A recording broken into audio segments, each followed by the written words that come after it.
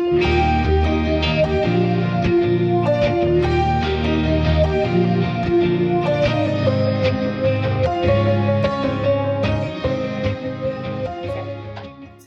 everyone, it's Bunny Pounds with Christians Engaged. I am live today from Victoria, Texas. I get to hang out with my friend Tracy Bradford. Y'all all know Tracy, our Vice President of Christians Engaged, and Congressman Michael Cloud and Rosel Cloud. How are you guys? Good. Doing Woohoo! good. We all just happened to be in Victoria on the same day. It was crazy how that happens. And so we're going to do a two-part podcast. I want you to hear the story of Congressman Cloud and Rosel. Here is a family that has gone to Washington, D.C.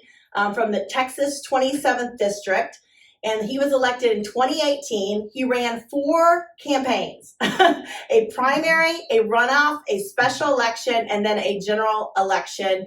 And I want you to hear the story of these two people and how they really love God, how they care for our nation, they care for the state of Texas. So go on this journey with us. We're really excited to share it with you. And then the next part 2, we're going to get into more issues. We're going to talk about what it looks like to be a member of Congress and kind of why Christians should get involved in the political process. So, okay, let's get going.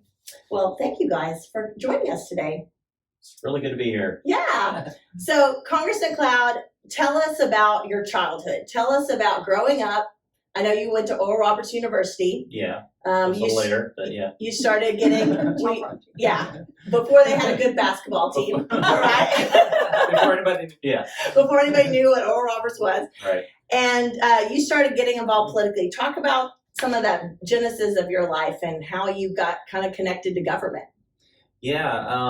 I was born and bred church kid, grew up really with a love for country. It was just, my parents weren't really politically involved, but they voted, they were alert, they were aware, they were involved citizens, didn't get any party involvement, or I don't even remember ever going to a campaign event or anything of that sort, but just, would watch the news and do their due diligence to be a participating citizen. Grew up, I obviously went to school, was born in Baton Rouge, ended up moving to Virginia. My dad built nuclear attack submarines. Wow. And we were also in the shadow of Langley Air Force Base. And so every morning during the Cold War, F-15s would fly over our head at 7 in the morning. Ended up in 6th grade moving to Ohio.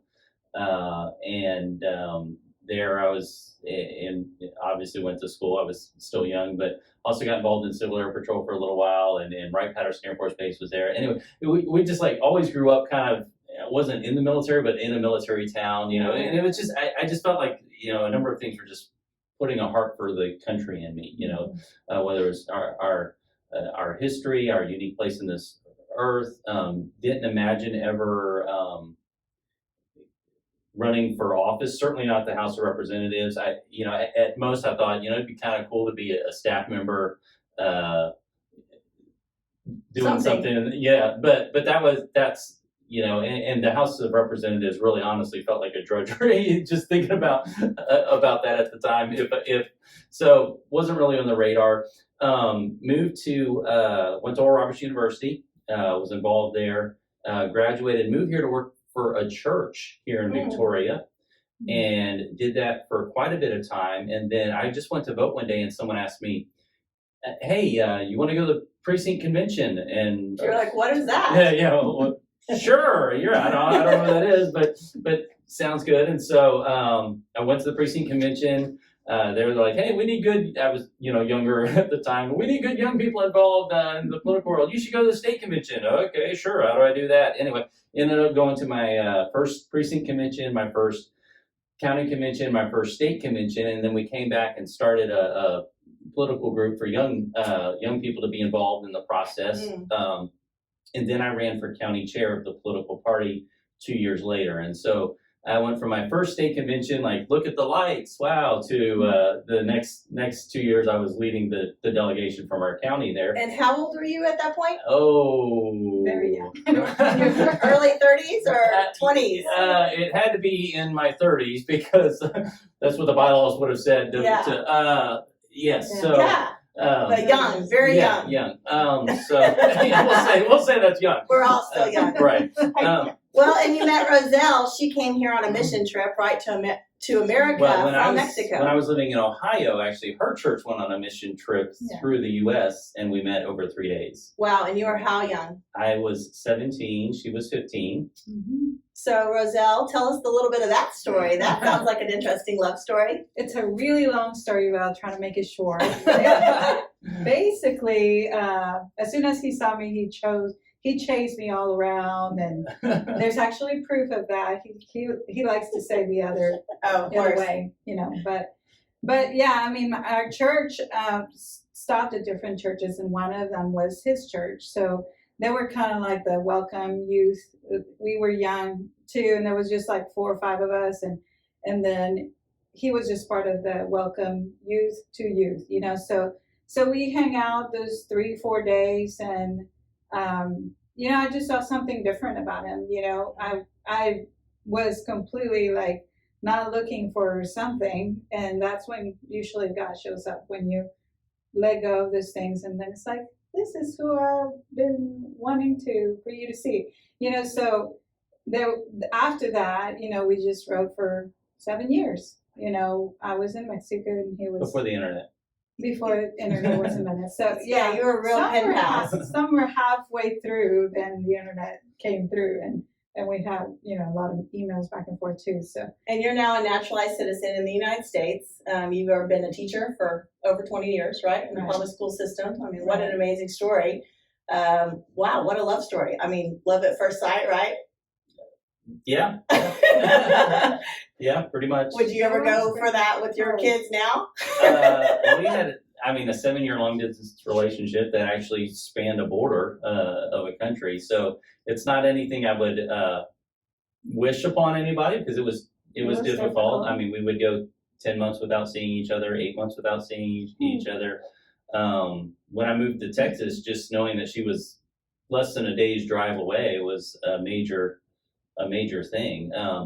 And so, it had its challenges, but it's what God had for us, and so wouldn't change it. It's awesome. Now, Tracy, you grew up here in Victoria, right? Oh yeah, so this is fun. Been driving around, you do the kids, so I've made them all go around, but that's where we used to do blah blah blah, and they're like, yeah. I'm just sitting here listening to the 7-year writing letters and 10 months apart, and I'm thinking kind of fortuitous with what you would end up doing now. That you were working on building that strong connection, even being separated. And so when you were in DC, but let's kind of step back for a second. So you came to Texas, you worked for Faith and Family Church as the media director. Yes. Are y'all together at that point? Yeah. So well, first couple of years, no, but then yes. Okay. Yes. Yeah. And so then just share a little bit about what a county chair. So you were the Republican Party, I can say that. Yeah, Republican Party. we're nonpartisan Christian ministry, sure but we want to encourage people to get involved in your political parties, and you can do that by signing up for our On-Ramp to Political Activism class. So We'll share more. we will share more on that later. So if you could just share a little bit, I think sometimes people hear about going to a precinct convention. I remember a judge standing in line telling me, have you been to a precinct convention? And my first thought with a bunch of kids at home, I went, I hear the word convention, no way. Yeah. Yeah. And then when you realize what it is, so could Yeah. you share just a little bit about being a county chair? And then Sure. didn't you serve with the Republican Party as well? Yes. Yeah. Executive? SREC? Yes. Okay. Yes. I think probably the easiest way for people to understand, because everybody sees the national convention at the end, and Right. they hear about a party platform. What most people don't know is that starts really at the grassroots, at their local voting place, in a sense, in that precinct, and so it's like the process is repeated over and over. You can go to vote, but then you can also go to your local precinct convention where you can bring your own resolutions for things that you think should be in the platform and submit those. You can run for a precinct chair, which basically then you're the governing member of part of the governing body of your local party, and participate in the process and vote on issues and help engage people in the process and all those sort of things. And so we had started a young Republicans group, and then so after a couple of years, we were kind of doing a lot as a group, and so ran as county chair, and then we ended up, just getting a lot of people involved in the process. The party had kind of had a couple groups, and so one of my big goals was to get us working together, and to realize that there's more that unites us than divides us. Yes. Let's we need to have a forum where we can have those honest, open dialogue, but realize that there's a lot that we can work on together, and let's not let what we can work on together keep us from making progress. And so, that's what we worked on for I was county chair for 7 years. Okay. I ran for the SREC, which is State Republican Executive Committee. So it's kind of the same thing, but at the state level, in a sense.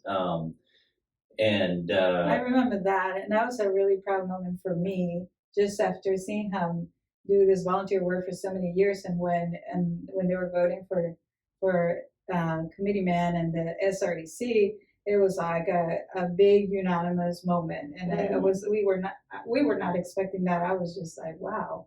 And so it does take, a lot of your time and dedication, but there's just so many rewards along the way, no matter if you're doing something in the local level or the state level or whatever level you're in. You just show up where God tells you to show up, and then He rewards your efforts. That's what I've seen. So as a mom, because you have 3 children, yes. so as this is progressing and he's getting more involved, are you participating? Are you, because I know, we all know, I mean, being a parent, but when you're momming and your church, job, children, I mean, all that, how did you balance all that? How did y'all navigate through that? It was difficult, but at the beginning, I wasn't very involved, but I would say, I remember one time we went to the Young Republican Convention, and we brought Zoe with us, and we would joke like she was the younger of the young youngest Republican, because she was just a few months old. So, and so I did experience a lot of, important moments along the way. But no, I wasn't able to be as involved as I wished to. But at the same time, I knew I had a very important job at home. Absolutely. So I always appreciate, I know we talked about this, where you appreciate the people that do go to serve, but I always think, I've always thought back about the families that are making that possible. So Yes, Right. and all the sacrifices that they make, and you can get your family involved. It can be a family affair, right? We've seen that over and over again. So this moment came where you felt a calling to run for Congress. I've been there. I think your deliberation was a little longer than mine.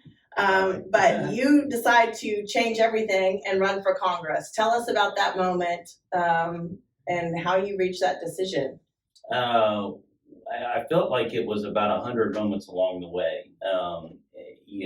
There's a couple key ones I could probably point to as kind of a, light shining down from heaven sort of thing. But really, it's one of those things that I feel like, in some ways, I feel like I was the last to know, but yet it was there within me all along, and I just didn't realize it. It took people speaking into my life to kind of pull it out. I mean, ultimately, we were asked to consider running for this, and the first thought you have is, no, that's crazy. I didn't come from I didn't come from a family that was involved in this. I didn't know how to get started. I remember being halfway through the campaign and someone asked me, a finance director, who's your finance director? I was like, that sounds, what do they do? That sounds like, that sounds like a good that sounds like role. a good, maybe I should get one of those. So it was very much grassroots, very much, but I'd been serving in the church world, and so blessed to be able to minister to people, and every day you felt like you're doing something meaningful. But at the same time, seeing where our nation was going, I just felt my heart pulled toward doing what I can. That's what got me involved as a volunteer. And so it ended up being really, running for Congress ended up just kind of being an extension of what I was already doing and involved in. And so people asked us to consider running, that's crazy, but then we really prayed about it, and through a bunch of just little different steps along the way, really felt like it was something we were supposed to do. I remember, a couple of things, there's these little nuggets. I had told the story of Benjamin Franklin all the time as a county chair, trying to encourage other people to get involved. It says, he was asked coming out of the Constitutional Convention, do we have a republic or a monarchy? And he said, we have a republic if you can keep it. And so I felt those words kind of coming back again to haunt me. I thought about the saying that we've all heard that says, all it takes for evil to triumph is for good people to do nothing. Yes. And so, but then I remember Rosel and I were praying about it, and I remember one thing she said, and this is how it was, she said, oddly enough, I have a peace about it. So it wasn't like, yay, this will be fun. It was like, okay, I'm going to be home alone with 3 kids for a lot of times while you're, in Washington. It was very much a family decision. We took our kids out to eat, and we're like, okay, no one can say no now. In a few weeks, we'll want everybody to know if we decide to do this. But, some people have asked your dad to run for Congress. What do you think? I remember our oldest, who was 10 at the time, said, state or federal, State or federal, like Yeah. what 10-year-old Right, like yeah. that, So- right? That's awesome. Yeah. So we went for a long drive, a couple hours, just asking, and they were really engaged in the process, just, talking about what the cost would be. There'd be neat moments, and certainly there have been, when you get to take your 10-year-old to the White House lawn, that's kind of a neat moment, but also the price and what it was going to mean and why we were doing it. And those conversations have been really important along the way because, on a family, it's a transition, it's. Did you understand what you were getting into when you said yes to that, Rosel? I felt that it wasn't as hard as I thought it was going to be, but it's just really because God's grace is there. And then some things you can't foresee, and it's like, you're just like, oh wow, okay, here I am. Here I am. So, but it is not easy, and it's not for everybody, and you need to know that God is calling you to do it, and you need to know that you have a group of people praying for you, and just knowing that the church family is here to support. All of those things come into play to be able to do something like this, because it's not easy. Yeah. And I think some people feel a calling to get involved with politics. They instantly think they're going to run for something, right? And Right, sometimes right. that might not be the path for everybody. Maybe that might be the Lord stirring you to get involved, but there could be other roles like you wandered into that are just as important and could be that integral place that person should be. And one right? of the biggest surprises, I think, for me is how much ministry really prepares you for it. Oh yeah. As a place or a position like this, where it's a pastoral position in many ways, where you're making decisions and praying, and just doing the best that you can, because what you're doing affects many people, and you have authority, and God has put you in that place to be over this amount of people. So it's You're serving all the 750,000 constituents that It's you a serve service, in the 27th Congressional District. at least that's how we view it should be. Yeah. Tracy, I know you have another question. Well, I was going to go with you, but when you said that, it made me think about, you said pastoral, you listen. Yeah, that's, the people It's are. people. It's about people. Yeah. Right. And I'm curious what your kids are thinking. And so you had 4 races within the year, was that 2018? Mm-hmm. And after the 3rd race, 2018. you were sworn in and you're there. You're instantly there. So could you share a little bit about that, sworn in, and what it's Right. like to be thrown into Congress? And Yeah. I'd love to know how you dealt with your kids, with him being gone, and maybe even some of the Right. things they shared with you. Right. I admire that so much, and I love the fact you said a while ago we were called to this. Yeah. Yeah, for me, I don't know, it's just my personal makeup. I really feel like my home and my family is, that is my home. That's home Right. base for me. I'd rather be home with jeans any day than walk in the halls of DC. Right. We need more of those. We need more. It's a great honor and privilege. It's an honor and privilege, and like I said, there are neat moments, but the neat moments will not keep you for that long. Right. We had 4 elections over 8 months. I remember sitting down with the kids and being, at the time we thought it was going to be 2. You had the primary and you had the general. I remember in that 2-hour conversation saying, okay, we're going to work real hard for the next few months for the primary. We'll get a short breather, and then we'll work real hard for the general. We never got that breather. It No. was just 4 elections over 8 months, that nonstop. We ended up having, of course, the primary, then we had the primary runoff.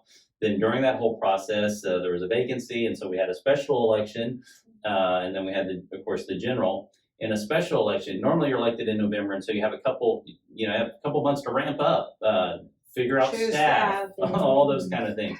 When you Places win in a to- special election, you have days to get to Washington, and you're sworn in, and then you're voting. I mean, you're sworn in and you're voting next day, right away. And the way the laws are, you're not allowed to interview for staff until you're actually Sworn in.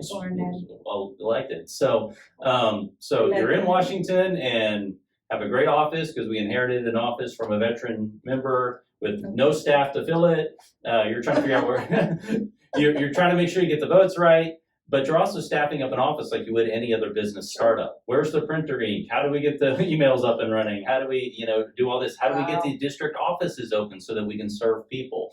And that was one of our big priorities, was to have those open in the first week. And so, all the ethics involved in it too, in the right. unique position. Yeah. So by God's grace, thankfully we had so many people praying for us. One of the unique things was, in a special election, you are the only one sworn in usually on that day, where usually there's 435 people, and usually the galleries are, you get 1 or 2 seats in the gallery because so many people are being sworn in.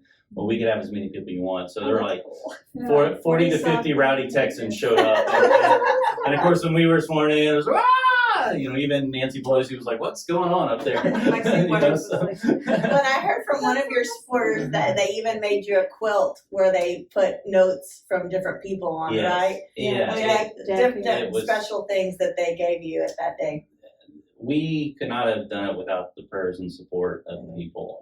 And honestly, one of the things to rest on when the times has gotten tough is knowing that it wasn't our genius or our effort or anything like that got us there. Yes. I mean, we had to be obedient, and we have to work, and we have to do our part, and all those kind of things. But knowing that you're there for a purpose that's greater than yourself is really it's a comfort in the midst of it all. So the kids, how did they adjust to that? Well, like he said, it was a lot of, running campaign. So, and then it was July when he was sworn in, and then all of a sudden that whole month, I think it was like every week that you were up there. And because the kids were at home and they weren't going to school, it was more evident to them that he was not there. So I do remember that month being the most difficult, because You're adjusting to a it's new just lifestyle. new. And I mean, that was here every day, and now he's not, and I'm here all day long, and I don't see him. Yeah. So I do remember the kids and just having to do FaceTime and calling a lot, because it's like, where's that? I mean, there was a lot of, when is that coming home? That first month. But once the school started, and he always comes every chance, even if it's like 2-3 days on that weekend, he flies back and goes back in just to touch base and remember what he's doing. Which leads me to my next perfect question about prayer, because we're communicating to everybody that it's time to pray for our city, state, and nation, specifically our sitting elected officials and government leaders. And I know we definitely had a connection with them more through this last year of COVID than probably ever before.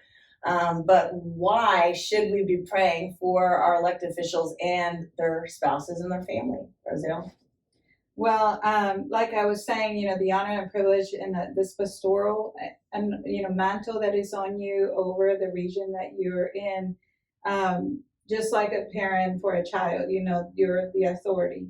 And when they pray for you, there's a special blessing that comes from there. And not just from the parents, but for the kids, because it's like they align themselves and as they starting to understand, okay, this is not as easy as it looks, Yeah. So if the people of District 27 pray for their leadership, whether it's Michael or any leadership, whether local, I mean, they're just, supporting that person to have the wisdom to make the right decisions that will affect in return their own lives. So I mean, why would you not want to pray for someone that's working for you? Well, you know? realizing they're humans, that they have, strengths and weaknesses too, and they need the guidance of God to Right. help them make those hard decisions, right? Right. So, I mean, to end this, Congressman, I mean, how in the world do you serve in a polarized America right now? I mean, it's got to be one of the hardest seasons to serve in Congress ever in history. How do you make it every day? Sorry for the hard question. Let me give you my 3 easy steps to To making it. Yeah, Yes, and serving with integrity.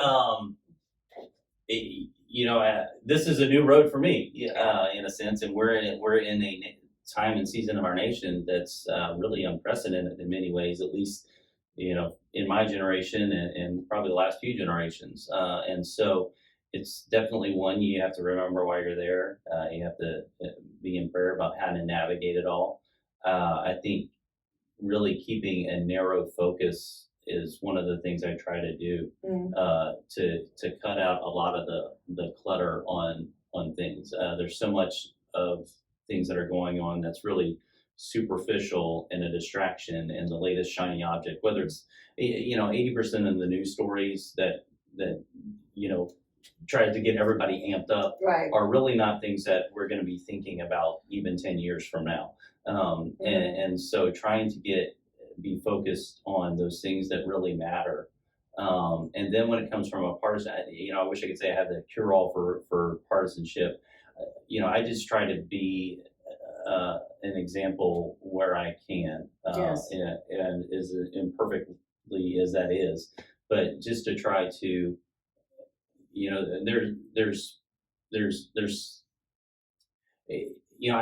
it's just the loving your enemy, part of the thing. I don't wish ill will on everybody. Now, there's a few members that I would have a hard time with, because people who are intent to do evil, I have a challenge with. Yes. There are some that you can have an honest disagreement with, and just understand that you have an honest disagreement with. Now, we're going to do everything we can to win the argument and win the day and do all those kind of things and to stand for principle. I'm not at all saying that we should acquiesce in any way on those principles that make our nation what it's supposed to be. But the spirit on which we go about it, I think it says a lot about at least who we are. Realizing they're still people, though we might disagree with them, they're still Americans, right? And we have more sometimes that unite us than divide us, even though that's not what the evening news is going to tell us, right? Right. Now, we are, at the same time, we are in a season where we're in a battle for the soul of our nation. So that's, but we have to not lose ourselves in that process. We can't let that corrupt who we are as individuals, and ultimately just remembering that when all's said and done, you're before an audience of one. And at that point, the votes don't matter, the tweets don't matter, anything else doesn't matter. Right. And so just trying to keep a narrow focus, I think, on what really matters. So good. Well, we talked to Christians in our on-ramp to political activism class about overcoming pride, anger, and fear, the enemies of our soul, and how those will attach themselves to us in politics very quickly. And we have to watch over our inner life, right? And make sure we're walking with God. And we just really, really appreciate y'all's testimony in your life. And so we're going to come back with part 2, and we're going to dive into why Christians should get involved, what are the issues of the day we should be paying attention to, and dive more into the story of Congressman Michael Cloud from the 27th Congressional District and Rosel Cloud. Thank y'all so much.